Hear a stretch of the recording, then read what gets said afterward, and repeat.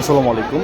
আমরা ঢাকা টিভি যুক্ত হয়েছি মিরপুর 11 মিলাদ ক্যাম্পের পাশে যে 7 নম্বর রোড আছে সেখান থেকে।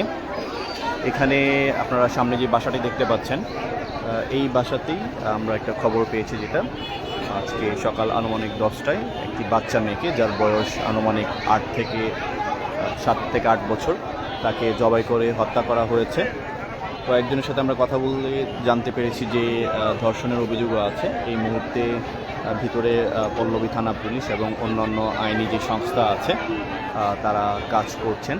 এই লোকেশনটি হচ্ছে ঢাকা মিরপুর 11 ব্লক বি 7 নম্বর রোড, যেটা হচ্ছে মিলাদ ক্যাম্পের পাশে 7 নম্বর রোড বলে পরিচিত। ইতিমধ্যেই এলাকাতে চাঞ্চল্য সৃষ্টি হয়েছে, এলাকার মানুষ এখানে জড়ো হচ্ছেন। আজ সকাল 10টায় এই খবরটি প্রচার হয় যে একটি শিশু বাচ্চা, যার বয়স 7 থেকে 8 বছর, তাকে গলা কেটে হত্যা করা হয়েছে। এই বাসারই হচ্ছে তিনতলার এক পাশে হচ্ছে লাশটি পাওয়া গিয়েছে। সো এই মুহূর্তে কাজ করছে, আপনারা যুক্ত থাকবেন। আমরা আপনাদেরকে পরবর্তীতে আবারও কানেক্ট করব এবং হচ্ছে আপডেটগুলো আপনাদেরকে আমরা দিয়ে দিব।